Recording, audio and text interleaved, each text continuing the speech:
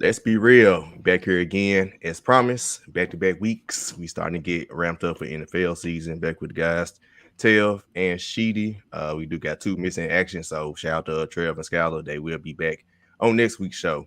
But we do have a special guest today. My guy, host of the Real Deal with his name, Damian Adams, and co-host of the Third Three podcast. My guy, Damian Adams. How you doing? I'm doing good, man. Thanks for having me on the show. Been looking forward to this. Definitely, I'm excited about today's episode for sure. Sure. Well, yeah. What's your definition of special? It's gonna be good, bro. Now, they know she's starting a little too early. It's never too early, bro. It's never too early, man. Yeah. I come in peace for the most part. Mm-hmm. We'll see after we get to these record predictions. But first up, of course, always follow us on Twitter at LBR_media. Follow us on any podcast platform. Listen to us on any podcast platform. Give us 5-star rating on Spotify. Rate us and give us 5-star rating on Apple Podcasts. And of course, subscribe and notify from YouTube for live shows, and the show will still be available afterwards. So, been seeing the numbers creep up. So, shout out to everybody who been subscribing and listening lately, audio and YouTube. I appreciate y'all for real. But as we always do with any guest, we always do a Q&A. And Damien, I did have you on my former Let's Tighten Up podcast last year. So basically, I would remix the Q&A questions from there. So with it being a year later, with you doing the Real Deal with Damian Adams and 33 podcasts, similar to us doing multiple podcasts, what are the challenges what challenges do you face trying to keep up with multiple podcasts? Oh man, I think the biggest challenge with having multiple podcasts is to make sure that you keep each one fresh, right? You don't want to repeat the same material on a different podcast, right? So with my podcast, I talk about the NFL, NBA, and boxing. And the 33 podcast is more exclusively about the NFL. So I don't want to stop talking about the NFL on my podcast because I'm doing a podcast that's more just NFL, but you also don't want to repeat the same material on both podcasts. So I think the biggest challenge is to make sure you just keep them fresh and make sure that you don't have things run into each other, right? You get into a mode where you're just going and going and going. And next thing you know, you don't remember what you said on one episode of your podcast versus the other. And so you got to make sure that you keep things fresh and that you know what's going on each episode or on each podcast to make sure that you don't get stale with the material that you're doing on both podcasts. Right on. Things we definitely take into account. Although it's a little easy for us because we got a strictly Grizzlies podcast, so we don't talk about the Grizzlies as much on here. But sometimes we squeeze them in when it's warranted. But next, what motivates you to keep you going with podcasting and even journalists? Because you do cover the Phoenix Mercury for 33 conversion. I mean, a 3-point conversion. I mean, so what keeps you motivated to keep going with those things? It's just my love of sports, man. I grew up playing basketball, and of course, I had the same dreams as everybody else who plays sports, right? I wanted to make it to the league. And, once you realize, like, man, them dudes in the league is pretty special. It's pretty hard to do that. So how am I going to continue to stay connected to sports in some type of way? And my way was, at that time, first I was writing about it. And then I learned about podcasting by listening to the His and Hers podcast, Jamel Hill and Michael Smith. That's what got me into podcasting. And when I was listening to them, I was like, man, I love the chemistry. I love how they can go off topic when it comes to sports and then come back to it. And I just really found it like inspiring as far as, man, I could do this. And at the time I had my day job. I would not be working. And me and my coworker would be emailing back and forth, arguing about sports all day. And I was like, man, we should start a podcast. Like we should try this out and see how it works. And we started it. At the time, it was called the Talking Junk podcast. That when I first started. And eventually he saw that it wasn't a passion for him, but I got addicted to it. It was something that I was like, oh, I love doing this. This is something that is super dope. So eventually I, went off by myself, started my own podcast, then connected with others, started 33 podcasts once I started putting it on social media and connecting with so many different people. So for me, it's just my passion. It's what I love to do. I love breaking down the NFL, the NBA, boxing matches. I love doing it. So for me, there's really no other option. Like it's what I need to do. So that's why it keeps me going, because I don't see another passion that I would love this much. Why do you think it's important to podcast or to be a podcaster? So why I think it's important? Like to be a Because podcaster, to do podcasts.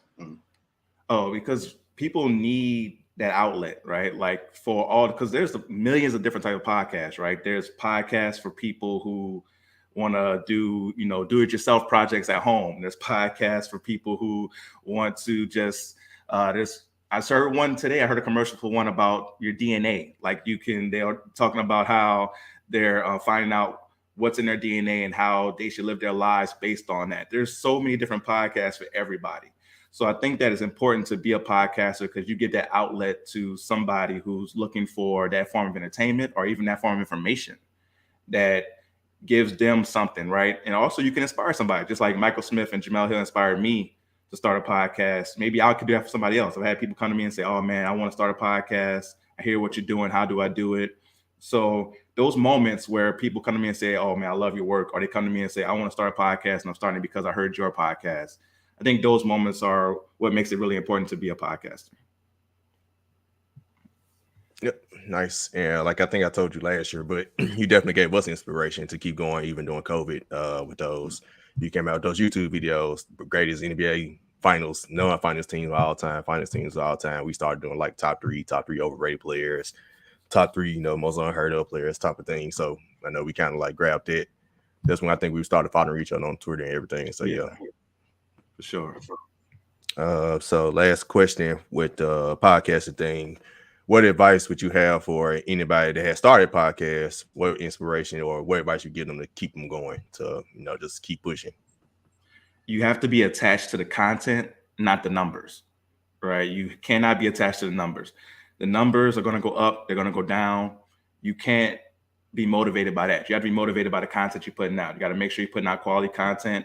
And eventually the numbers will come. It might take a little longer for you than maybe for somebody else, but you got to be attached to the content. Like I always tell this story when Adrian Broner lost to Manny Pacquiao. I had this video I made on YouTube.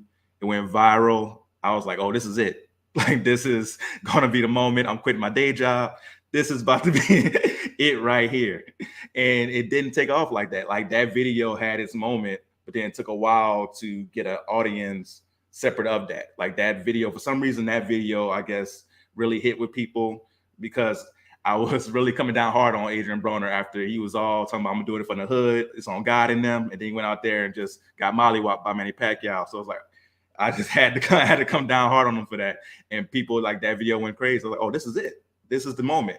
So you can't get attached to the numbers. You got to get attached to the content and know that, okay, I'm putting out quality content, even if no one saw this one or 2 people saw this one. Eventually that 2 is going to go into 10, into 20, into so on and so on and so on. So you have to be attached to the content, not the numbers. Facts. I remember a while back we did a video random. It was about, NFL started having male cheerleaders and nobody talked about that. We try and like find things that like nobody else is talking about. Dwight Howard had his whole thing with transgender. I mean, it was things like that we would like bring it up. So, and also props to you for boxing, because like it's not many boxing podcasts I see around. And it's just like you definitely give a lot of insight on boxing that like, I'm the type of person I watch all the big matches, but like reading your tweets and listening to your podcast, it makes me interested into the smaller undercard matchups. No, I appreciate that, man. Yeah, and I've loved boxing forever, man. Me and my pops used to watch Roy Jones when I was growing up, and Roy Jones Jr. made me fall in love with the sport, and I've been, like I said, just addicted to it ever since. I was gonna try boxing, but I was like, nah, I'd rather get crossed up than get punched in the face. So I'm gonna play basketball, but Hello? I definitely still have my love for the sport, though. If that's it, Shark, I got 2 questions. One, with you making Phoenix Mercury content, right? Is there anything that you would like to see the WNBA market to, I guess, better market themselves? Like, is there anything that the WNBA could do to better market themselves? Man, the first thing I would say is to target women who like sports. I think that's a market where, for some reason, they haven't tapped into, right? Because anytime you hear something bad going on in the NFL with regarding to women, like the Deshaun Watson situation, or someone has domestic abuse, first thing people say is, oh man, the NFL has to make sure they don't alienate their female fan base because they have such a large female fan base. So those women who like the NFL, those women who like the NBA, why can't we get those women to also like the WNBA? If those women who like the NBA and like the NFL also was paying attention to the WNBA, the league would be in a much better place. Now, of course, as men, we need to support it as well, but they shouldn't look to us to be the driving force. It should be the women who like sports should be the driving force of this, getting this out there. And we see a lot of women talk about it on Twitter. That's my thing. We see like with the WNBA, when it comes to like social media, it's great. Like they have great social media numbers as far as their impressions and stuff like that, but it doesn't translate to people buying tickets and being there, right? The only place that really translates is Seattle, right? Because Seattle fans, they go out there and they definitely see that, they create that for the Storm. But not too many other places have that. Phoenix is pretty cool. Like Phoenix has a decent fan base. The X Factor out here, they love the Mercury, they love Deontay Rossi out here. But it's still not to that same effect of having 15,000 people like Seattle would for a home game. So I think that we have to get the female fan base really involved in the WNBA and try our best to get them to support it. And I think that's it's the location of the teams. Some of it could be, but they have good locations. Like Phoenix is a great location for a sports team to be. Like, you know how big Phoenix is, and like the Mercury, when they're doing well, they do have pretty good turnouts WNBA wise, right? But as far as getting to that next level, I think it's just about creating that need for women to watch it. The locations are good. Like Vegas is a great location to have a sports team. Phoenix, Seattle. The NBA is talking about forever bringing the NBA back to Seattle. So having the WNBA already there shows you what the NBA could do if they brought the Sonics back there, right? So yeah, the locations are good. Connecticut's a little weird, but outside of that, and they actually have a pretty good fan base, Connecticut Sun. But the other cities that WNBA has are good cities. We just need to tap into the female fan base in those cities to support these teams. That's what's up. That's what's up. And then, like you said earlier, like the point of like making great, podcasts is to give good content. But why are you out here spreading false information, dog? Like, what's up with you, bro? Hold on. Now, wait a minute. Wait. Now, that question may have to get answered later on in regards to something else. What you trying to talk about, too? Why are you trying to jump down my man's throat like that? Nah, man, because you know what I'm saying? Like, we in this new media age, you know what I'm saying? And it's like we got to call out what we see out, you know what I'm saying? That's the thing, though. I'm not spreading no false information. I'm spreading facts.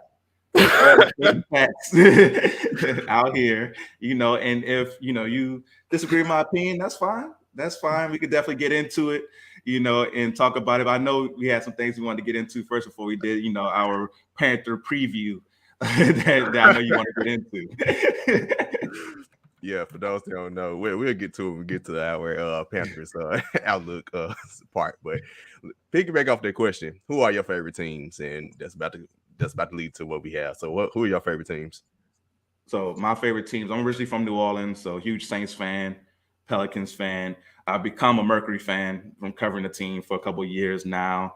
And for hockey, I do pay attention to the Coyotes every now and again when trying to watch hockey. I still don't know really the hockey rules. I'm trying to get better with that so I can cover hockey as well. But those are my squads, man. Saints and Pelicans are definitely my squads. Day one, all day, man. So that's why people think I'd be hating on other NFC South teams. I really don't.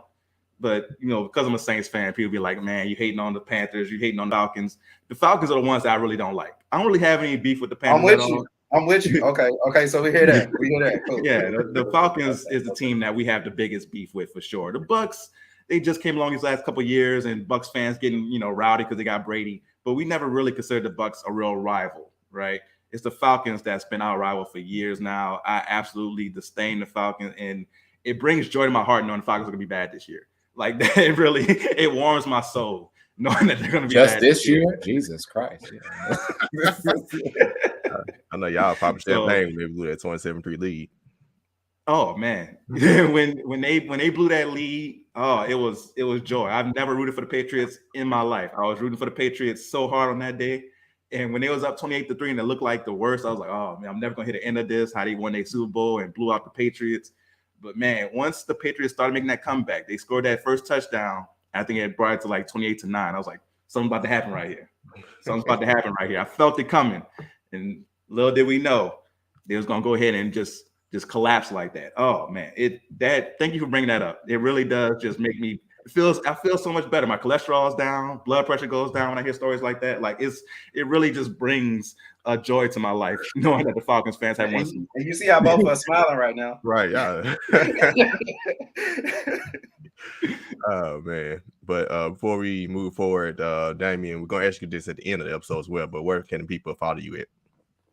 So yes, you can find me on social media at The Real Deal WDA. That's The Real Deal, W as in whiskey, D as in Delta, A as in Alpha. And I know we'll talk about the end of the show as well. But I have a lot of stuff going on, like you mentioned. So if you don't have time to remember all that, just follow me and you'll get access to all the content. So again, that's The Real Deal WDA. Yep, for sure. Folk move forward. Let's get into a couple comments. I got Ryan Harris. What it do, fellas? What up? What's happening? Y'all said DA, what it do? What's good, Ryan? Also said even Roy Jones was supposed to lean back. right. Classic line right there from Fat Joe. Classic line. And I got Trevor, co-host. Yes, sir, man. What it do, man? Miss you, bro. All right. Next up, we do have a new intro video for Let's Be Real. One, it's ironic that Damian is on this episode because you was the person I reached out to get me in contact with the guy who did your video and 33 podcast video as well. So appreciate you for that. Guy's name William Phillips. Man, if y'all need any video needs, please follow him. Follow on Instagram at WillyP13. I hope I got that right, but I'm gonna double check and make sure I have it right, man. Follow him on Instagram. Reach out to him on there for any of your intro video needs. But without further ado, here is our new intro video.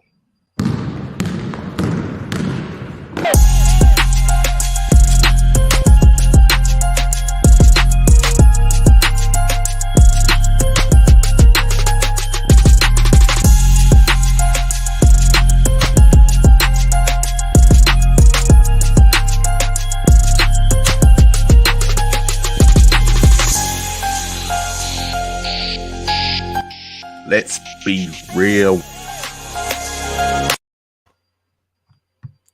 There we go. Need the fire flames. My man Will definitely does his thing for sure. Yep, man, he killed it. I asked you guys, Instagram is WillyP13. So follow him on there, man. Reach out to him if you need any videos, man. He got you. But without further ado, as the title of the podcast, partial of the title of the podcast, Serena Williams, she did announce somewhere her retirement. She's going to finish out this year. She said she got some more things that she's focused on. But, of course, we're going to give her flowers. So shout out Serena. She's our GOAT for sure. But she wasn't somebody's GOAT. And Damian did make a video about that this week. So Damian can go into explain what Mad Dog from First Take said. Yeah, so I was watching First Take. I don't watch it often, but I just happened to have it on. They was talking about Serena and Mad Dog. He's known for the old man takes. So I already knew like he was probably gonna bring somebody from I thought he was gonna bring somebody from like the 50s or 60s, but he brought somebody from the 80s, which for him is pretty recent. But he was saying that Serena Williams isn't his GOAT as far as female tennis players. He believes it's Martina Navratilova. Right now, Martina was definitely great in her own right, one of the best of all time. And the reason he said that she was better than Serena was that she had better competition. So Martina has 18 career Grand Slams compared to Serena's 23. But he's saying that the reason that he believes Martina is greater is because she had rivals like Chris Everett and others during that time. And Serena, the reason she didn't have rivals is because she is better than great, right? Like it's not like they stopped making great tennis players once Serena started. Those other players are great. They just weren't on Serena's level. Venus Williams is an all-time great tennis player. Serena just happens to be different, right? They tried to make Maria Sharapova a thing. They tried to make that a rivalry for the longest. But every time Serena played her, she would just bust her up because Serena is different, right? And on the video, I compared it to like Floyd Mayweather, right? A lot of people tried to hold it against Floyd Mayweather that he didn't have a rival. But they had great boxers during that time. He just was better than those boxers. Oscar De La Hoya, all-time great boxer. Floyd was just different. Manny Pacquiao, all-time great boxer. Floyd was just different. So when it comes to people who are on a different level, they're better than great, we can't penalize them for that, right? When it comes to a Serena, a Floyd Mayweather, LeBron, Michael Jordan, Wayne Gretzky, Tiger Woods, those type of guys, or women in this case, you can't penalize them for being better than great. You just have to realize what you're watching. Be like, oh man, they on a different level. And I think that's what Mad Dog was missing with that comparison of Martina Navratilova. She was great, but she had others in her same level, where Serena is GOAT level, where greats didn't look like they were greats compared to her. Yeah, when I first saw your video, I wanted to watch First Take, so I didn't see it until I saw your video. Now I was like, let me see what he said. My initial reaction was like, what, really? But after listening to him, I still think Serena's GOAT. I don't know who he mentioned, right? So I didn't watch tennis. Outside of really Serena, I don't really watch tennis, right? So who am I to really judge and be like, hey, he's definitely wrong? I'm just gonna say Serena is my GOAT. I think she is the greatest. She has the most Grand Slams, but I'd never seen the other woman he mentioned play. I do know that, like you said, they tried to make Maria Sharapova, like they tried to make her like great, and Serena beat her every single time. So, like you said, you can't penalize them. I did I thought about your video that you made about Mike Tyson a little bit, but your video is way more relevant. Mike Tyson, really, when you said Mike Tyson was somewhat overrated because the people he beat versus, he lost to all the actual like big time boxers. Yours made a little more sense than probably more so than what he said. But like I said, I was born in the 90s, so I don't know anything about who he mentioned. Yeah, no, I'm right there with you. I'm a 90s baby. So I had to do some research on Martina Navratilova before I did the video. And like I said, she definitely was a great talent and was a beast. So if she's in that conversation as far as best female tennis players of all time, for sure. But to say that she's better than Serena because she had better competition isn't true. Serena just happened to be way better than her competition. Right. Yeah. To Sheedy. Y'all think Mad Dog was hired by ESPN to remind us that we ain't shit? Yeah. Could be. I'm just curious, bro. Like, come on, like comments like that shouldn't have to ruin. And I don't even think it ruined the moment. You know what I'm saying? So we're not even going to acknowledge, but we're going to acknowledge the greatness that is Serena Williams. You know what I'm saying? Not only is she the greatest women's tennis player of all time, she may be the greatest tennis player of all time, period. You know what I'm saying? Yeah. And, that's something to look at as well. But, even with, we saw the movie and everything and how she was able to come under from her sister. Dad was telling your sister's going to be good, but you're going to be the greatest. And she, he spoke that on her and she went out and performed like no other ever has. So I just want to acknowledge Serena as, our GOAT for sure. Happy retirement. I'm sure whatever she puts her mind to, she's going to, continue to kill it.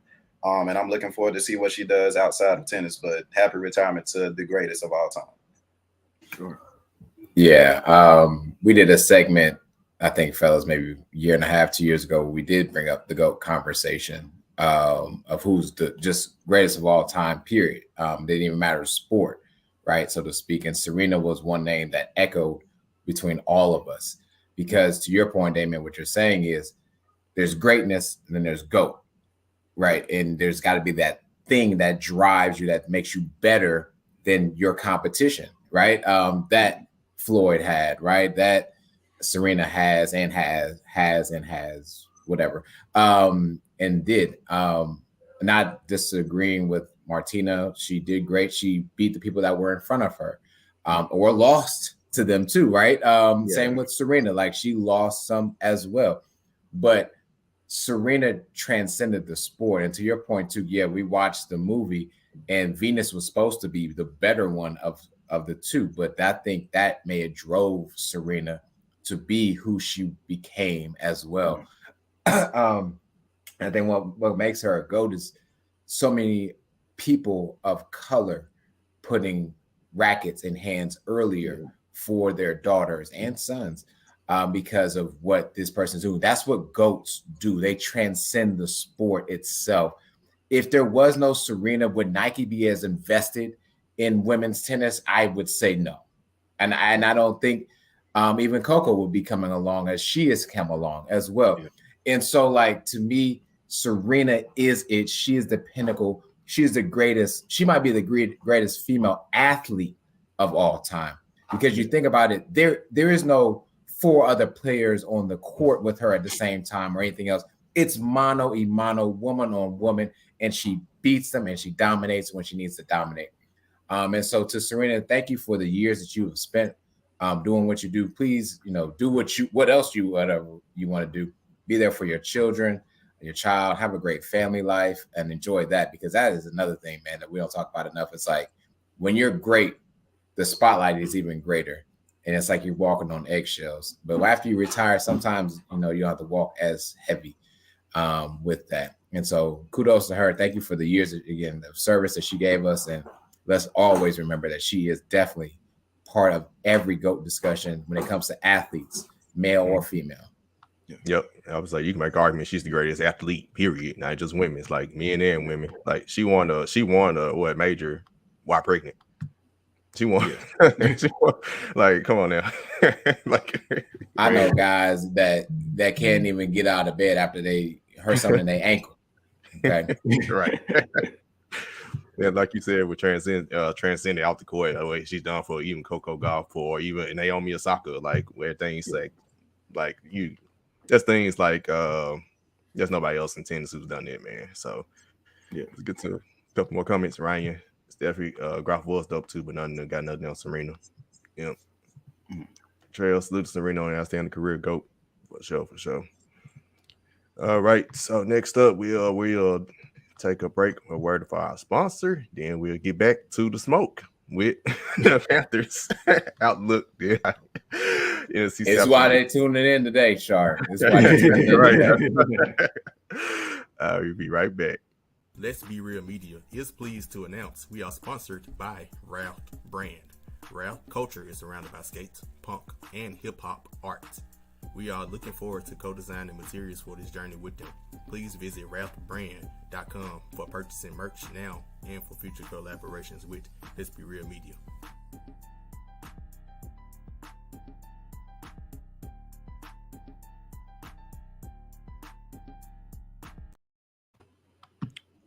All right. And y'all already know, man, Ralph Brand, like the promo said, man, follow our guy. So get some merch fresh out here. But Luke, it's Carolina Panthers season preview. What you got to tell us that we don't know about the team that we should know? Everything, man. This is the most underrated team in the NFL by far, and I'm loving that the fact that people like our guests don't believe that we're going to win over 5.5 games this season. So here we go. So we're in year 3 of Matt Rule's 7-year contract, $60 million. Our owner, David Tepper, just got money to blow, so he's just going to do what he want to do. And apparently this is when, his programs like Temple end up turning around and make things for the better. Our last 2 seasons, of course, we won 5 games in a row. So, of course, there isn't much expectation for us to get, any better. But by far, yeah. You know what I'm saying? So, right now, we finally got, in my opinion, our best quarterback that we've had outside of Cam Newton and Baker Mayfield. We were able to get him for practically nothing from the Browns. We're not going to speak of the Browns. I can't wait to talk about them later in later episodes. But, I feel like Baker is an above average quarterback who's much better than Sam Darnold, much better than Teddy Bridgewater as far as getting, the ball to receivers and actually making the deep throw. You know what I'm saying? And I'm actually looking forward to watching him play. Of course, I've been a Baker Mayfield for those who's been watching the podcast for as long as I can remember. So, of course, to see him in a Carolina Panthers jersey is kind of crazy, but, it is what it is because Cam Newton was my guy in college too. But I think his connection with our receivers will be much better than last year. Of course, we can blame injury, like I, say he was injured, but his connection with the receivers just wasn't there last season. I think this year we're gonna get, a DJ Moore, who I feel is a top 10 receiver, especially if you look at his numbers. Robbie Anderson will have a much better year. Terrence Marshall is somebody that analysts been raving about all summer about, so I'm excited to see him. And of course, we got Rashad Higgins from the Browns, who Baker definitely has a connection with. So I think he's gonna have much better connection than last year for sure. Not saying that we have better receivers, but the connection mentally, I think, will be there. I don't expect much from our tight end spot. Tight end has been a weakness of ours since Greg Olsen retired or was traded. So, I don't expect much from there, but I do expect our running game to be a hell of a lot better with a hopefully, God willing, healthier Christian McCaffrey. And if not, we did end up signing Dante Foreman from the Titans, and Sharky, you can attest that he did come and do what was needed to be done when Derrick Henry went So I'm excited to see that for sure. Another player we get back from injury would be J.C. Horn. If you don't know, the Panthers did start off 3-0 for a reason, and he was a key defensive player, even though he was a rookie.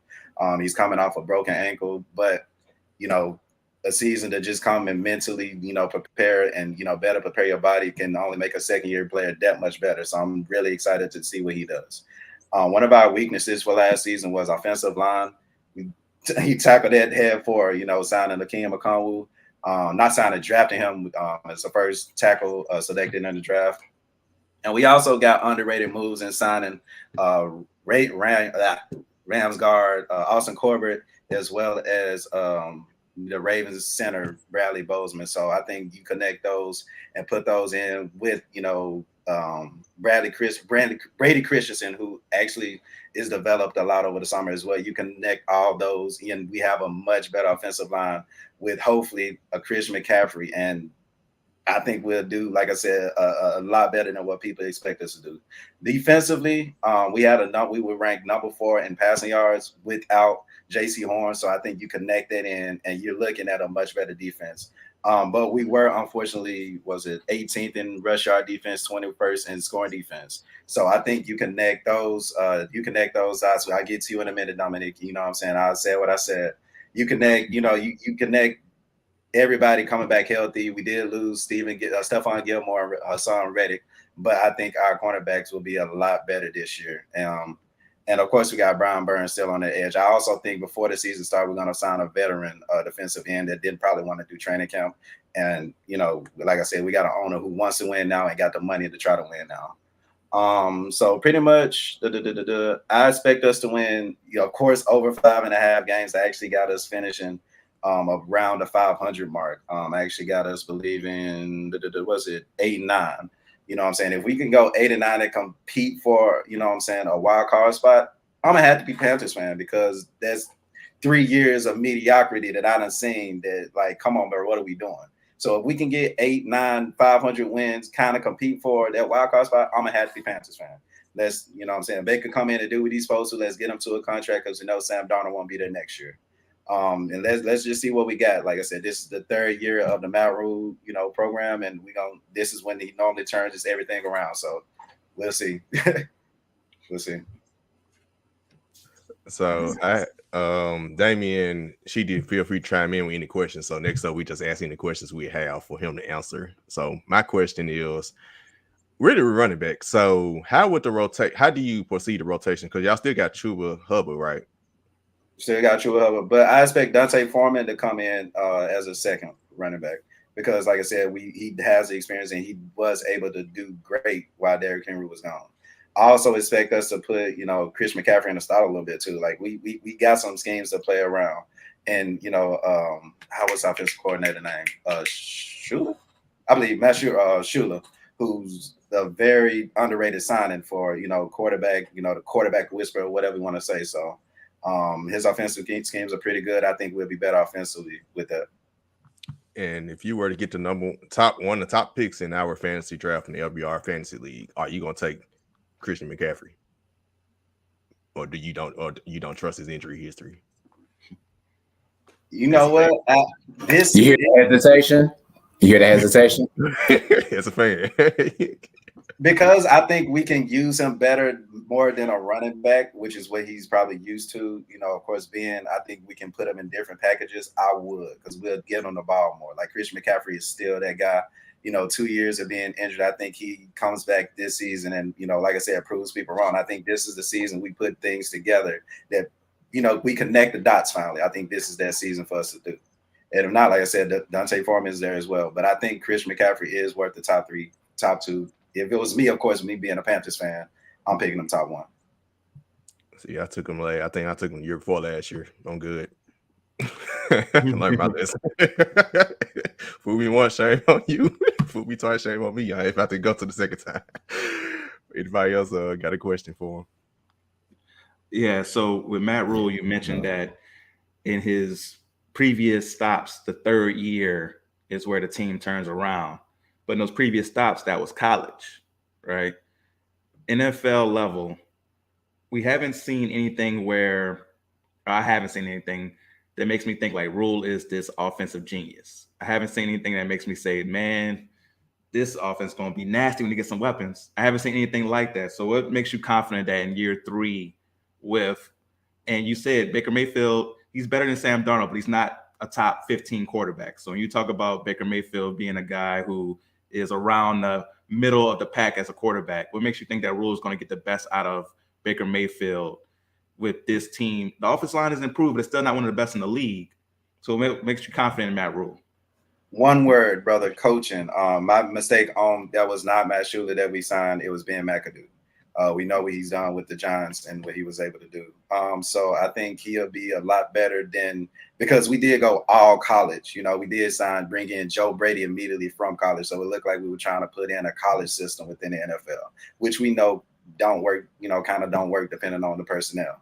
But I think Ben McAdoo will be a much better job. They do a better job than Matt Brady did last season. Not really comparing last season this season, but I kind of will. What is the single greatest thing that you think is going to help this team this year? And what is the single thing that you wish your team may have addressed as well over the offseason? I mean, I know it's not completely over yet, right? But it kind of is actually. But what is one thing that you loved about what your team did and one thing that you wish your team would have done? One thing that I know that Scott Fitterer, our general manager, is doing, he's literally creating the Seahawks defense back when they had Richard Sherman and, all those guys. And he's literally doing that. We got, the J.C. Horns. We got the Jeremy Chins, who is a Pro Bowler. We got Xavier Woods back there with him finally, who can help him out. We do have other cornerbacks who I think, Jackson, of course, I got Jackson. Dante Jackson, who would be pretty good this season as well. I think our cornerbacks will be better. Like I said, last season we had a top 4, top 5 passing defense as far as yards go, and that's without J.C. Horn. So like I said, you can put him in, as far as chemistry go, we'll be able to knock that right out the park. So I think that'll be huge, especially in the NFC South when we got to go against Thomas Brady. You know what I'm saying? And whoever's quarterback in the Saints, you got to still respect them. But I think our cornerbacks will be good. As far as like placing improvements on, I would say I wish we could have found somebody to replace Hassan Reddick, because Brian Burns was able to get off because of him. Hassan Reddick did his thing on the defensive line, and I think we're a little weaker at that position. Of course, we're better at the cornerback, but we're a little weaker at defensive line, and of course you got to get to the quarterback. So we'll see how that work out. And of course, like I said, tight end, we ain't had a damn good tight end since Greg Olsen left us. So, and that was damn near 10 years ago, it felt like. So I think that's one of the things I wish we could have addressed, but we'll see. Cool. Any more questions? All right. Yeah, he makes some great points on why they'll be better. I believe they'll be better as a team. But when you look at the schedule, I just don't see them getting more than 6.5 wins. But yeah, that's starting off 0-3. That's the disrespectful part. And reality is we did go 3-0 last season. You know what I'm saying? Yeah. We won. And then what happened? You remember what happened? I don't know. They got in their own way, a whole bunch of other stuff. I don't know. But one of the teams we did beat was the Saints, so I know why you kind of y'all got it. So No, y'all got us in the first. That was week 2. Y'all got us in week 2. Y'all defense looked great in week 2. And we got y'all again in week 3. So I think we can snap y'all early again. So I got us winning. I actually got us winning with the first 3. We'll lose the next 4, win, lose the next 4, win the next 4, and then lose against the Saints. We always lose against y'all the last game of the season. He said win 3 and lose 4. Did y'all hear that right? I got you. I mean, just say 8-9. I said 8-9. We're going. I think this will be a streaky team. You know what I'm saying? According to the schedule, like you just said, if you look at the schedule, there's some wins, losses type of show. You know what I'm saying? And obviously, 8-9. I'm happy. I'm a good 10 Panthers fan at 8-9. Ain't no back and forth, straight up, man. Because consistency is key. Is what we say around here. And they definitely. Hey, y'all know me. I'm gonna keep it real, man. Well, Trevor did ask the question. We'll get to that when we get. Really, right now, our NFC South prediction. So he said who's going to win more games between Saints and Panthers. When Tuke give his division rankings, that's where we get Trevor, to. why'd you even ask that question? Saints should win more, but health also matters there too. It's crazy, True. Dominic, because I said the literally exact same Yeah. thing when thinking about the Saints. Like we kind of have the same issues as far as health go, quarterback play. It's like we kind of mirrored at each other. It's weird. Would you agree? I think that last year, even with the health issues, we still finished 9-8, right? So with us, if we're healthy, we should be 10, 11 wins, especially with the added weapons of Jarvis Landry, Chris Olave, to go along with Michael Thomas coming back. We didn't have Michael Thomas last year. So, yeah, I guess you say Michael Thomas would be our version of Christian McCaffrey, where we're worried about his health and him coming back. But previous to the ankle injury that cost him pretty much a year and a half, Michael Thomas was very durable for 4 years and was one of the best receivers in the league. So when you bring him back along with those added weapons, man, in that defense, the Saints team could be very, very special. I can't remember was it Jalen Ramsey who called him Slam Boy? So yeah, I don't know who started it, but obviously everybody just took off with it. And the thing is, he averages over like 11 yards per catch. So obviously it's not just slants, but people have just taken that narrative and ran with it without looking at the actual numbers. My man, Michael Thomas is special, man. You know, the thing is, I would say this to people: if he's only running slants, how did he break the record for catches in the season only running slants? You know how good you got to be at running slants for you to break the record for catches in the season when people know the slant is coming? Like, you got to be dynamic and run some slants, boy. It's facts. One last question for Took. Ryan did say Matt Rule would get fired. He guarantees it with an 8-9 record. Do you agree? I mean, yeah, if that happens, that means we're gonna go get a better coach, and he be coming to a better situation. You know what I'm saying? So if he gets fired, cool. Appreciate you for getting us here. But you know, I would love, just throwing a dart at the board, I would love for us to get Sean Payton. Just saying. Just saying. You know he's coming. Just saying. Just throwing it out there. I definitely respect it. Like, if you're another team, you want to get a great coach, and you think Sean Payton just needs a year off to, you know, refuel, and you go after him, I definitely get that. But yeah, you got to spend more times with the kids, according to that movie I saw. Yeah, that's true. You gotta be a better father, which I hope.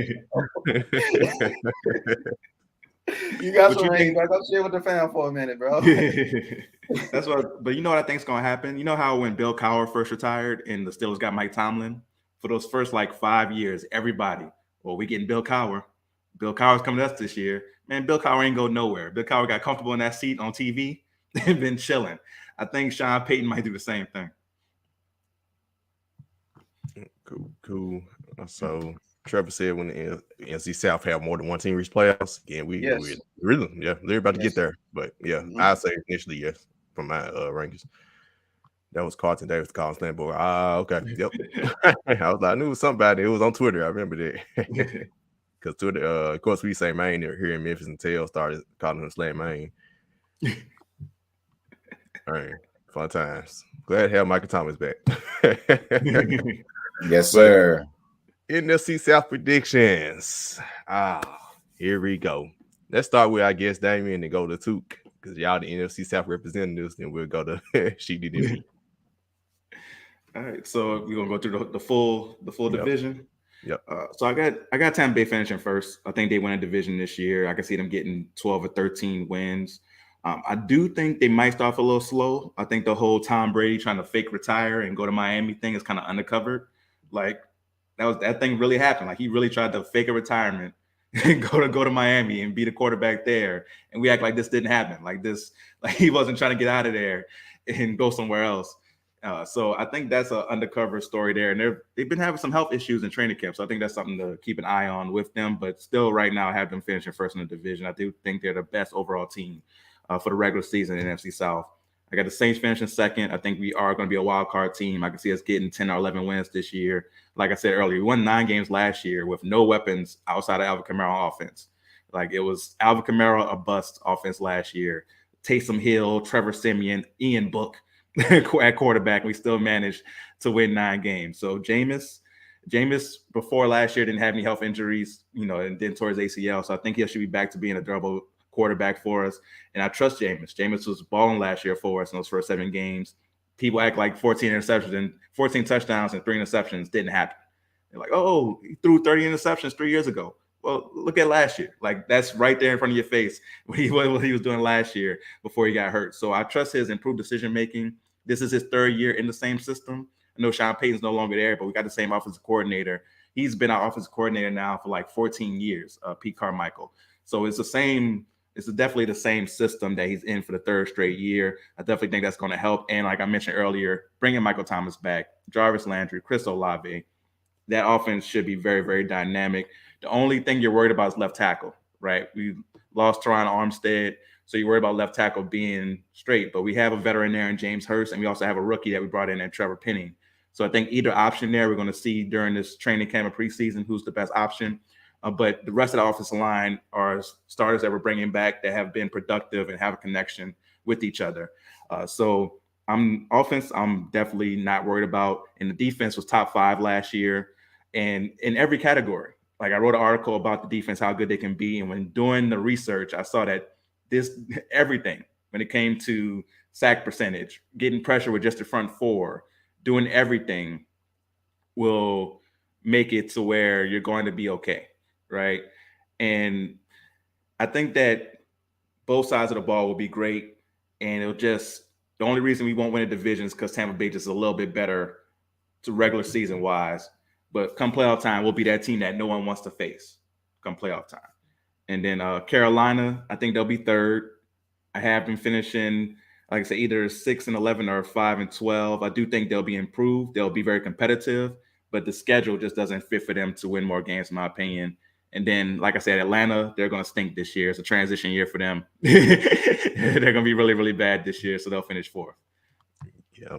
Before I get to 2, we do got a question for you, Damian. Ryan said, what are your thoughts about Taysom Hill? To him, he is getting a full-time check doing part-time work. Well, he's going to be a tight end this year. So he's not going to, he's not going to be the part-time gadget guy. He's going to be a tight end. He's right now listed as 2nd on the depth chart. We've seen him play those roles before where he comes in and plays running back or wide receiver. We know he has the athletic skills to do it. And this time he's had a full offseason concentrating on just being a tight end. He's a good blocker. So I think he's somebody who, if the left tackle is having a little trouble, he'll be there to help and chip block. So I think Taysom Hill is going to be really, really good this year. He's not going to get the money that you initially heard about in that first contract that he signed because it was based on him playing quarterback. So it's not going to be that same money. That's what people are like missing out on. They're like, oh man, you giving Taysom Hill this much money? It was based on him becoming a good quarterback, which obviously he's not. So he's going to play tight end this year. I think he's going to be really good at playing tight end. And of course, we'll still use him from time to time to throw something different at the defense. He'll come in and do those quarterback runs and stuff like that every once in a while. But most likely, they'll be very seldom compared to in the past. Well, now he'll be concentrating on tight end. So I think he'll be really good in that slot. Cool. 2. So I think from top to bottom, healthy, of course, that the Saints do have the best roster in the NFC South. My thing is with the South, and I said just mirroring, the Carolina Panthers and the Saints, is the scheduling. Because the same way you feel about our schedule, I think we have an easier schedule than y'all. You know what I'm saying? If you look, if you go and match them up, you say, damn, okay, cool. But I think the players that you mentioned, they're great, but they're coming off of injuries. Like you got Landry coming off of hip surgery. You got Winston coming off of eye and ACL surgery, trying to make sure he's good with that. You got Mike Thomas, who, who pretty much didn't play last season, and we call him slant man for a reason. If you ain't got your ankles, you ain't gonna do that much slanting. So, I mean, that's that on that. And then, like my guy said, you got Kamara missing the first 6 games, which I think will be crucial for you guys, especially, like I said, y'all schedule is much harder. With that being said, I got Tampa Bay, of course. Tom Brady would never bet against the GOAT. I got us finishing second, 9-8. I think y'all will be probably right behind us at 500 as well. Not 9-8, 8-9. Y'all will probably be right behind us or something like that. Close. I think we'll have identical records.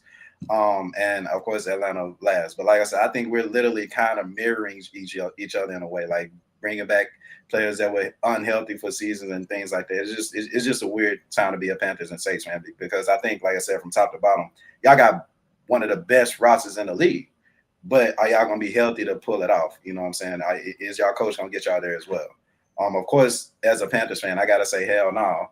But, I do got to admit, where y'all good at. So that's my spiel. Yeah, and also I haven't heard the news about Kamara missing the first 6 games. Is that just the rumor on the? Didn't he get into like the fight or something? Or was that last year? Are you talking about his comment? That was last year, I think, because he missed some. I don't think he missed 6 weeks though, but he missed a long. I check on that. That's on me. He missed 4 games last year with injury, but he had the whole fight in the offseason. But the whole hearing on that got postponed. So I think we're not going to get a punishment on that until next year. And even then, I don't think it's going to be 6 games, especially with some of the recent stuff of people getting suspended for what they got suspended for. So I don't think that's going to be something where we get him out for that extended amount of time. I think if he does miss time, it'll be 1 to 2 games for a suspension. And Mark Ingram can hold it down for 1 to 2 games. Yeah, so it hasn't been confirmed yet, but according to CBS Sports, he is expected to receive a 6-game suspension with the Vegas fight. So, yeah. I mean, but of course, I don't think he'll get 6 either. So, but this ain't the first time he got trouble either, though. Yeah. So, let's see. All right. Well, let me go ahead and take out the trash first. And get the Falcons up out of there. That is, it's hard for me not to say the worst team in the league, but it's definitely the worst team in the division. I don't even care how many wins they get, 2 to 4, possibly. I hope not. And we hope it's not against Carolina. They always get one. They always get one. So I ain't tripping. They always get one, especially when we're supposed to go undefeated. They always get one, bro. Whatever. 15 and 1. That was like 2007. Y'all was 15 and 1. At least we went to a Super Bowl. Right, and you lost, right? Hey, we got there, brother. That's the thing. The Falcons did the same thing. Y'all? We have a ring. How many rings you got? All right, thanks. So back to this year. You know what I'm doing? I'm doing a Macarena. That was the last time y'all went somewhere. Oh, and let me do the last time y'all won the Super Bowl. All right. Now, back to what I was talking about is Saints of the dead last. I think that Tom came back one too many times this year. And I don't have Tom winning the division this year. I think the Saints actually do win the division. Yes, baby. This season. And it is because of she hitting all these buttons, of course. Now you want to come over here. But I will say that you talked about the receiving core. The receiving core is great and stellar for the Saints. And I think it will help carry them and Jameis. Jameis likes to throw the ball and rapid fire. Like you already talked about the offensive line, the left tackle is the strongest issue. It's always the strongest issue when you have a right-handed quarterback. But if Taysom takes some of that time away with chipping, you guys should be okay at the end of the day. And so I got the Saints winning the division. I believe the Buccaneers will be second in the division. And I have the Panthers third. I also think, to your point, too, I think scheduling does play a factor, right? And the Saints, I don't know if I don't pay attention to schedules that much, but the Saints play all of their divisional opponents 3 weeks in a row. Yeah. Straight. Like never, I don't even recall that opening week like that. And I think that legitimately will set the tone for the Saints to win the division. And that's why I have them winning the division, because I think they actually come away with that as 3-0, to be honest, if I'm being frank with you. And because of that, that is why I have the Saints winning.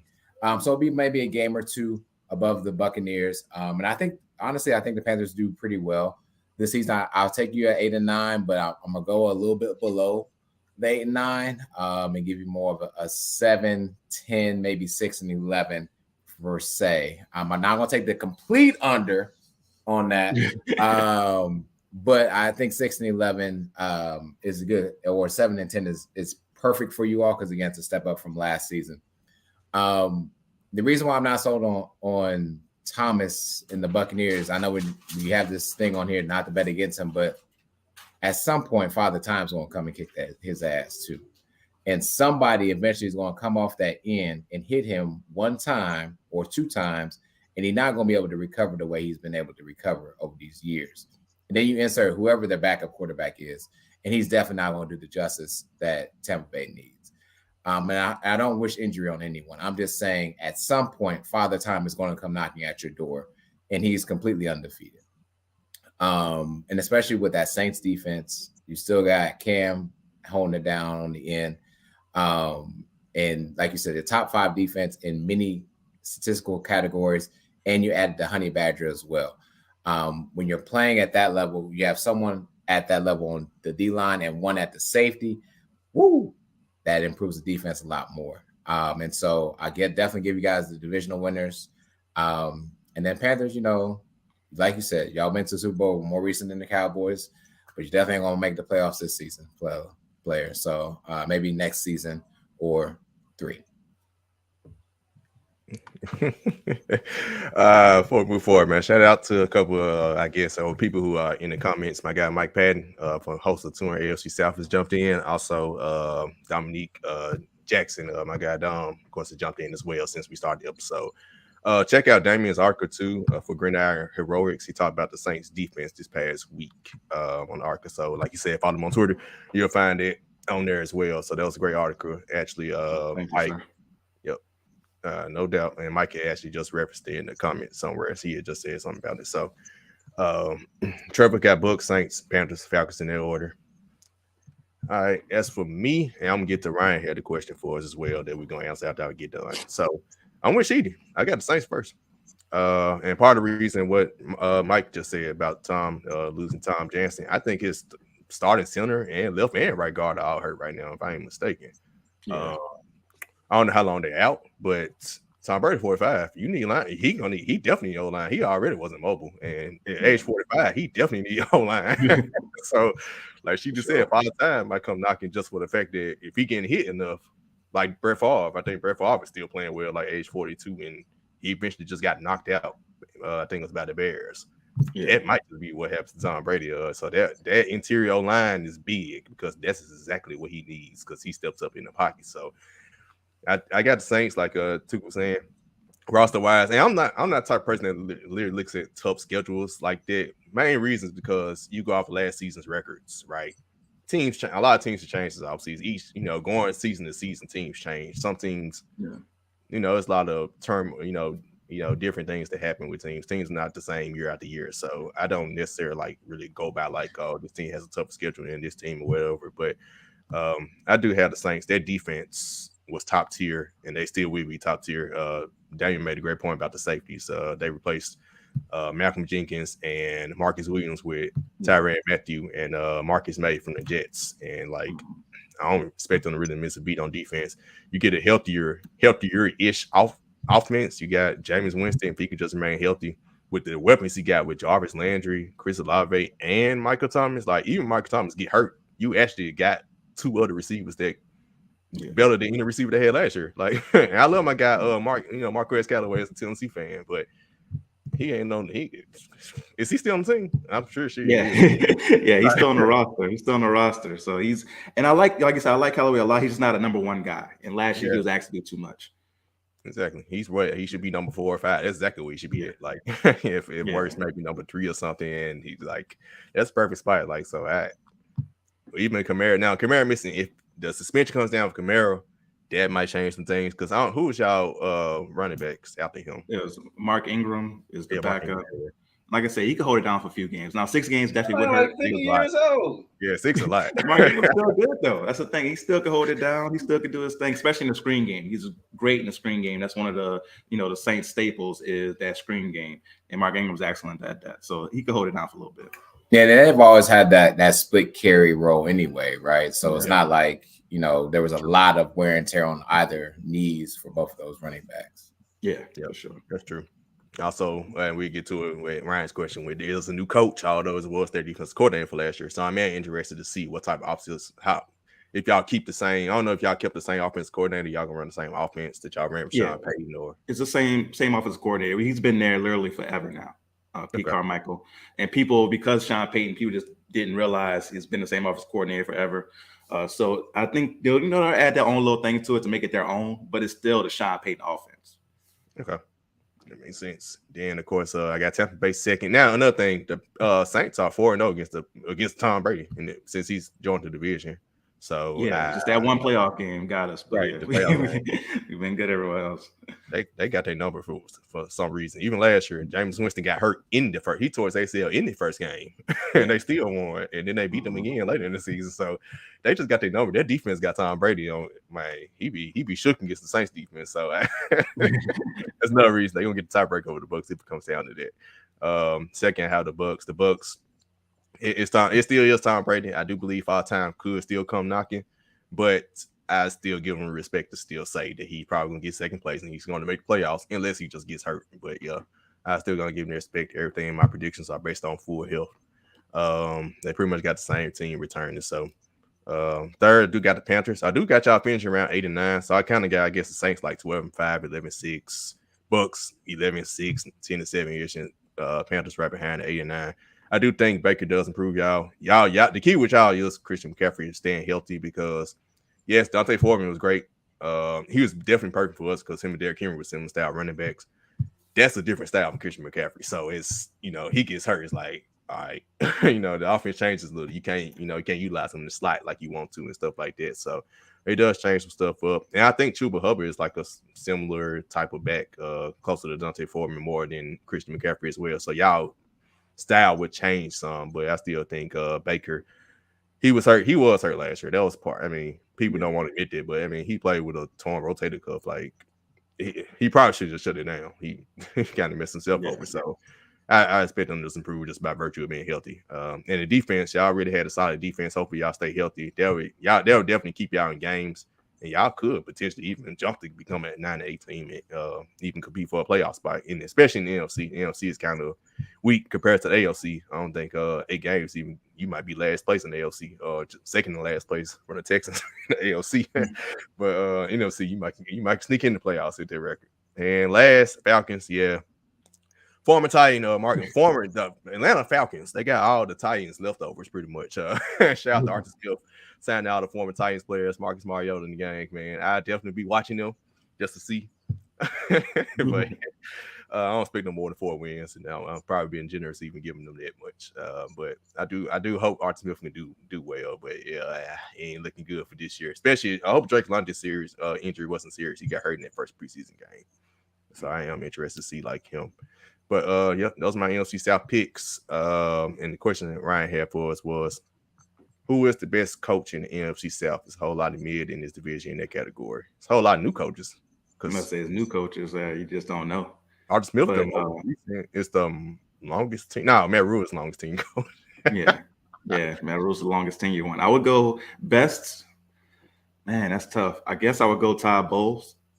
Just based on his previous history and what he could do defensively. Because Dennis Allen is a great defensive coordinator, but as far as head coach, he still has something to prove there. And, Matt Rule, we talked about his shortcomings. And with Smith in Atlanta, we still just have to see. I would go with my guy in Tampa Bay there. I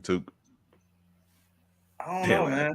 I don't know because Atlanta Titans. That's what they are. He made a good point. Like, I'm saying the fact that the Saints did lose a bunch of their players last season and still finished with the record that they did. I think coaching does have a huge part to do with that. So if I had to pick one, I pick the Saints coach. If I had to choose one right now, Matt Rule still hasn't proven that he can win at the NFL level to me yet. So that is what it is. Of course, we got a better roster, which should transition to more wins. So we'll see. Maybe next year we'll be saying, Matt Rule is for sure the best coach, and we may be saying that he's gone out this month. So I don't know. Yeah, I agree with Todd Bowles just in regards to resume overall. If you're asking for best coach right now, but the NFC South is littered to the point of, you said mid, I might call that a CBD type of coaching pedigree right now, man. Just got to prove themselves. Hey, I think they got some up and coming coach. Well, Matt Rule, I think he's this year would be his last year potentially. Arthur Smith, he needs some time because Atlanta. Look at the roster they gave him. Like I said, they got all the Titans like backup third string of players that they signed over there. So I'll go with Todd Bowles as well. He did really good. To me, he did a really good job with the Jets. He shouldn't have got fired, but that's a story for another day that we had a couple years ago. So I give to him by experience. He did really good with the Jets. I mean, they went 8-8 one year, and they shouldn't even been close to that record. They should have been like 3-13 that year, and he got them to 8-8 with their defense. So give me Todd Bowles. I think Dennis Allen's on the rise, but this is his first year, so we do need. It's the difference between being a coordinator and being a head coach. So we need to see him actually prove himself as a head coach before giving him that title as the best over someone like a Todd Bowles who's been a coach before and done well as a coach. All right. Moving forward, the smoke is done between Panthers and Saints. Y'all good? We gotta meet up in week 3 for sure. We gotta meet in the middle somewhere. I'm down, bro. I'm down. Look, the loser got to pay for the meal. I'm down. It's a bet. Virtual handshake. It's a bet. All right, man. Let's move forward to the NFC West. Damian's co-host, Jason Fearman from his 3 podcast. It's a 49ers fan from this division. So, NFC West predictions. We'll start with Damian to same order. Damian to Sheedy and me. All right. So for the NFC West, gotta start with the Rams. I think they're still so good, and I think. Like, honestly, it's kind of undercovered how they kind of improved throughout this offseason with the moves that they made. So I think that this team will be very, very good. Adding Bobby Wagner, it's nuts. It's nuts that they added him to that defense. Is crazy. So I think they'll finish first in the division.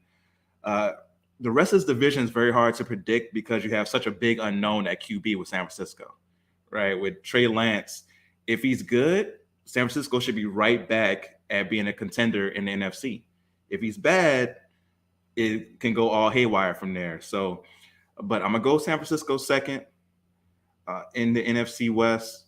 And then just looking at the rest of this division, I do not believe in Arizona at all in this division. But they're going to be better than Seattle. So I'm going to go Arizona third and then Seahawks last because Seahawks, they're in the transition year as well. So Rams, 49ers, Cardinals, and then the Seahawks. But Cardinals, I think they're going to be really bad this year. I did one of my over-under videos on them as well. Under 8.5 for sure on Arizona Cardinals this year. Sheesh. We're going to hold you to all these, my boy. But I think if I did have to put like a free agent signing for the summer, it will be Bobby Wagner to the Rams. You connect him with everything that I don't think the Rams lost anybody defensively. If they did, of course, they may have upgraded. As far as offense go, of course, like I said earlier, we did get one of their offensive linemen, but I think they'll be able to recover after him. They still got Cooper Kupp still doing this thing. Matt Stafford still being the leader he is. I don't see them taking a step back. So I got the Rams first. San Francisco, I think regardless of who quarterback, like we know what they are on defense, and that defense will get them into different positions like we saw last year. Like I said, the defense is really, really good. I think that's a top 5 defense as well. We see what Jimmy G could do with quarterback. They were still able to win a playoff game. If Trey Lance is supposed to come and be the next, 2 playoff games, you're right. My bad about that, Sheedy. If Trey Lance is supposed to be the second rise in the Kaepernick of getting them over the hump, cool. If not, we know what we get with Jimmy G, which is a real still competitive football team, and they were able to sign Deebo Samuel back. So I mean, hey, they coming back for more. So that they'll be there. Arizona, you hit the hammer right on the head. We got a commandment. If somebody shows you who they are, we got to kind of believe them. It's a reason they put the clause into Kyler's contract for a reason. Of course, the media overblew it, but it was there for a reason. Kyler Murray does start the season off hot, and then for whatever reason, they just go, ew, for whatever reason. And, with the Super Bowl being actually out here in Arizona, I think that should motivate them more to try to be there. But I don't see them, especially not having a better roster than San Fran or the Rams as well. So I think that's in a particular position. So I got them finishing third in Seattle. Yeah, they might as well get Sam Darnold from us at this point. We don't know what's going on there. So I actually had a trouble now with Seattle, but we'll say that for another day. We can do it after we done. Oh, I mean, it's funny. It's funny. I bet. So Falcons, Seahawks, again, both for the trash of their division. And so Falcons, Seahawks, both birds as well are at the bottom. I agree with the Rams. Bobby Wagner is what allows these owners to give the Rams everything that they want for pretty much nothing. I don't get it. I really don't get it. That they traded the guy Jalen Ramsey, right? And other players, but like, Jesus, stop giving the Rams what they want. But again, the Rams win this division hands down, like 6-30, if you asked me. Second seed, I think is the 49ers. If I'm the Jets, I'm going to go get Jimmy Garoppolo right now, because I think Wilson just went down towards ACL. I mean, the Jets will probably give you a few things if you're listening to the 49ers. Go ahead. Robert Saleh said he thinks Joe Flacco could be a starting quarterback in this league. So I think they're going to roll with Joe Flacco. Let's see. I'm pretty sure he might have been capping, but you don't say that. You just go, all right, we're going to try for Jimmy G. Yeah, well, that's fine. Well, they got about 6 weeks to figure that out, right? But I mean, 49ers, you did all that to get Trey Lance.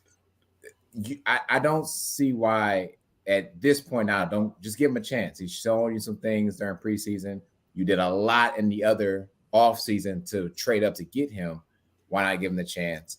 He's got some weapons. I mean, we talk about Debo, but they got some other good, talented receivers with some great hands. That without those receivers, I mean, Debo was the one that was more of the catalyst for that team in their playoff run. But those receivers, when they're strong hands, don't make those catches. They're not as far as they go. In that defense, Bosa, it's just a defense you just don't want to see at any time. And so give me the 49ers at second, and the Cardinals. The Cardinals were 5-0 last season, and then proceeded to stink it completely up like my daughter's dirty diaper behind me. I mean, atrocious. I just don't understand. They collapsed, and they got no D-Hop. Realistically, you got AJ Green being the number one receiver who is not a Bengals uniform. This ain't 2015 again. And so I don't see them offensively being that good. The thing that I like the most about the Cardinals is Budda Baker, honestly, at safety. He might be the best player to me on that entire team. I know, of course, you got JJ Watt on there, but JJ Watt is like a shell of himself now. I know he was injured sometime last season, but it's still not, he's not at the level that he was. But I think they still have enough to be at least the third seed, like I said. And, I don't even know what to say about the Seahawks. The Seahawks are the Seahawks. And they'll be last place. And that's really it. So, again, Rams, they may be about 3 or 4 games better than the rest of the talent that is in the NFC West. But that does not mean that the 49ers are not going to compete, to me, for a playoff position for sure. So you might see 2 teams in the NFC West actually competing for a playoff spot. Well, one for sure, but another one, just in case. Yep. For my 14, to quote Gucci Mane and Briggs, he said, man, it's winning all year because the birds lie yonder. Give me the birds, man. Seahawks, Falcons, 4th. Yep. This pretty much set in stone, man. As the other 3 teams. So I give the Cardinals this. Every year they've improved since Kyler Murray's rookie year. They went 5-10-1 his first year, 8-8 his second year, 11-6 his third year, right? I don't think they're gonna improve this year, but I don't think they're gonna be like, I don't think they're dropping off to losing record. Losing D-Hop 6 weeks does hurt, but they did trade for Hollywood Brown, who did play, if I'm mistaken, he did play with Kyler Murray at Oklahoma. Right? Or he played with Jalen Hurts. I'll give a few. It was Baker Mayfield, Kyler Murray, CD Lamb. I'm pretty sure they played together at Oklahoma in some form and fashion. So they got some type of camaraderie with each other. So I think that helps. Then when D-Hop comes back, you'll have both of them. So he's kind of gets replacing the Christian McCaffrey role. Also, they have Rondale Moore that they drafted last year. So I think they're going to be pretty straight on offense. I think they still have James Conner, but they did lose Chase Edmonds, if I'm not mistaken. So that does hurt them some. Defense, Budda Baker. I think they're going to be decent on defense. They did lose Chandler Jones. And also, they said J.J. White isn't as good. So I have them going kind of like where I had the Panthers 89, 90, 80-ish. They'll be around that range, potentially competing for a playoff spot. As for the top two, I am a little closer on the 49. I am a believer in Trey Lance. And if you see Jimmy G, like if Trey Lance just average, they can be what they were last year and get to the NFC Championship game. If he's supposed to be better, like they expect him to be better than Jimmy G and take him over the top, they could potentially win the division, in my opinion. Cause I just believe when teams win the Super Bowl, they kind of take their foot off the gas a little bit. It just has that feeling that the Rams kind of like, all right, cool, they're gonna be in cruise control. I'm not gonna pick the 49ers to win, but it's gonna be close. I think it's gonna be probably a 1-game separation because 49ers seem to have the Rams number when they played them. So I do think I like Trey Lance. Ayuk has gotten better, like she was saying about the other weapons. They're gonna always be able to run the ball. My Shanahan team's gonna be able to run the little zone run offense. And they gonna run. And you got to run a quarterback that can run now in Trey Lance. So that helps. Their weakness is their secondary or the corners specifically. They didn't really address it and get better there. But when you got D-line that they got and the linebackers they got, Fred Warner is arguably the best linebacker along up there with Shaquille. What's the man guy now? I forgot his name. Darius Leonard, Shaquille Leonard. Like I'm trying to get his correction name now. I almost forgot his actual last name. Trying to correct him. But he won't be called now. So they're right up there. So yeah, give me the 49ers finish just close to the Rams. I got to pick the Rams. I don't want to sound like a Rams hater since I picked against them all last year. At Stafford, they re-signed. They signed Adam. I know y'all mentioned my guy from the Seahawks, Bobby Wagner. They even got Allen Robinson, like a receiver, and I still believe it seems like Odell is going to return. Now he ain't going to be able to play for a while, even if at all this season, but it just kind of feels like he's going to stay with the Rams, just stay with the team that you have the most familiarity with when you're recovering from an ACL injury. So, and if he can come back by the end of the season, then I mean, hell, that's overkill with Cooper Kupp, him, and Allen Robinson at that point. And defense still got Aaron Donald back, got their new contract. Jalen Ramsey is still back there in the secondary. They did lose the other corner, Darius Williams, I think, but I'm pretty sure they'll find a way to be able to replace Cam Akers. I am interested seeing him healthy for a full season, along with our guy, of course, from Memphis, Derrick Henderson, on that little 1-2 punch in the backfield. So, yeah, give me the Rams. They should be Super Bowl favorites, I guess, or even like from the NFC, they should definitely be like the favorite to win the NFC conference. So, yep, I stick with the Rams. With like she just said, I don't know why these teams keep giving them everything they want, but or they could sign anybody to. Yeah, where are they getting this money from? They sign like when they sign Allen Robinson, they'll probably reckon like, where y'all get the money from? Man? Like, I mean, who don't want to get paid to play football in LA though? You know what I'm saying? That too, yeah. Yeah, we hear you, but like Aaron Donald's got a big contract. Yeah, like at some point, the cap is cap. We didn't establish that. Yeah, we did. I did forget about Stafford's elbow injury.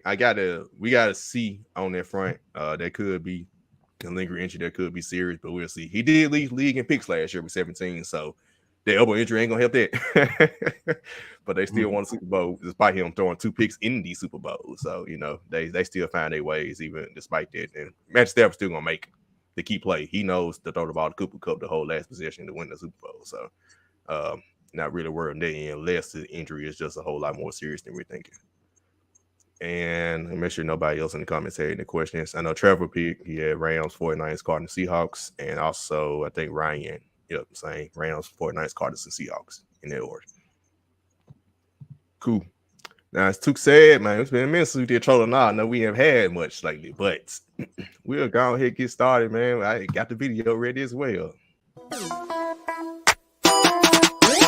Is you trolling? Is you trolling? Is you trolling? Is you trolling? Yeah, I might be. Yeah, I might be. Yeah, I might be. Yeah, I might be.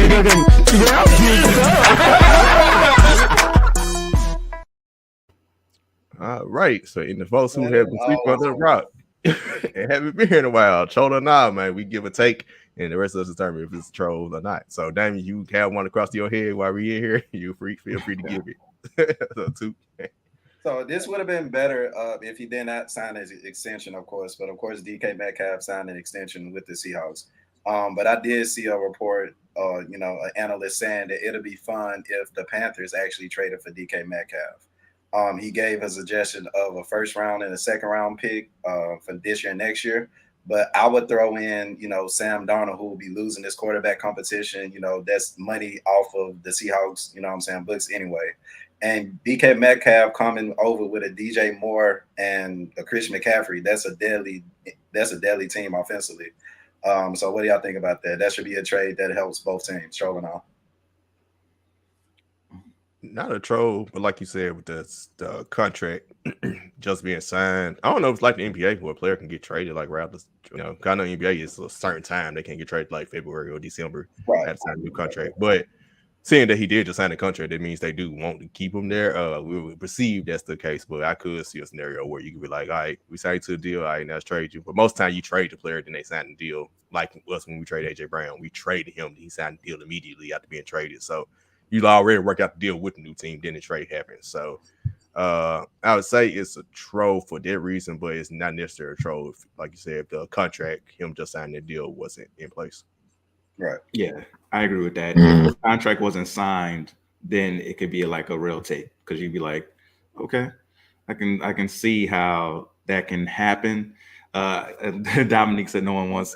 That's true, but it's not like that's true. But we paying them $16 million, and that's somebody take that off their cap spot. Money out the books though. So. It's not like Seattle has better options. So Smith. I mean, Sam Darnold, Geno Smith. Yeah, and I think the troll and all in regards to what you're saying is there's Christian McCaffrey for that whole season. Like, I mean, man, I haven't seen him for a while, and I think fully healthy that's very helpful and beneficial. But I don't think you guys need a DK Metcalf. I really think you guys have some good crop of receivers already to not get someone who is going to, I believe, command more of a number one spotlight to you all. And I think you stay with what you have. But again, I think the underlining troll and all of that one is, does Christian McCaffrey stay healthy for 17 games? Is more or less the question. Because if he's healthy, you don't need no one else. You'll be fine. Yeah, I have seen him stay healthy for 17. I haven't seen him stay healthy for 16 games since he signed the contract. So definitely don't see him staying healthy for 17 games. And to your point, receiver, Robbie Anderson, it's been a lot of smoke this offseason, I guess, because he said something about when they asked about trading for Baker, and he was like, nah, and now they got him. So I don't know what's going on in camp. His excuse was the fact that he does have chemistry with Sam Darnold ever since they were with the Jets. And he was like, as far as wide receiver starting over with a new quarterback chemistry and all that, he just didn't want to do it. So that's why he said no. That's it. That's what he's saying. As a man, I'm going to trust it. Whether I believe it or not, I don't know. But, I think him and Baker will be fine. Cool. Anybody else got one? Cool, man. Nice return to our famous or infamous segment. But that does it for the episode, man. Damian, man, thank you. You were great. Thank you for coming on. Definitely was a great guest. Yeah, let the people know where to follow you at again. Yes, thank you guys for having me, man. I definitely enjoyed this episode. And anytime you guys want me back, just let me know, and I'll definitely be ready to come on. You can find me at The Real Deal WDA. That's The Real Deal, W as in whiskey, D as in Delta, A as in Alpha on all social media platforms. My podcast is called The Real Deal with Damian Adams. You can subscribe on any podcast platform. You'll get some NFL talk, NBA talk, boxing talk. We're going to have fun. We're going to touch on serious issues, but most of it's lighthearted. You'll get some music in there, a little bit of everything. With The Real Deal with Damian Adams. And then the other podcast I do is called the 3rd and 3 podcast. We do that live every Wednesday night at 7 p.m. Eastern time on Facebook and also on YouTube. I got to get Jason to make sure he includes the YouTube on the live feed every time now so that we can get that on there as well. But catch us live. If you can't catch us live, don't worry about it. Just subscribe on any podcast platform. You can find us on there as well. And any of the other stuff I'm doing, just follow me on social media and you'll find the videos, the articles, and everything else, man. I'm just constantly trying to pump out content. So go ahead and follow me and you'll get it there. For sure. I definitely could vouch for all podcasts. The 3rd and 3 podcast, great with him, Jason and Nikki. Definitely the Tricky Nikki segment I always give me because I feel that every single time. So definitely check him out there. Real Deal Damian Adams, always great content. Like I said, great follow on Twitter. He's gonna pump out them videos almost every single day as well. Like it seems like all the takes. So man, definitely, man, salute to you. Man, gonna be off Twitter real soon, spreading that false information though. just like they kicked Trump off. You next, my boy. Oh man, but remember, man, follow me on Twitter at @1_P_Shark. Yes, sir. Follow me at Tab Shakir, man. We did this episode for Lil Saint. Rest in peace. If y'all don't get it, you just don't get it. This is me not getting it. It's really shitty. You know what it is, man. Appreciate y'all. And as always, y'all know y'all can listen to us and like and subscribe and hit the notification button on all these platforms. YouTube, Spotify. Also give us a 5-star rating on Spotify. Apple Podcasts, give us a 5-star rating and a review. And any podcast platform, Stitcher, Google Podcasts, you name it.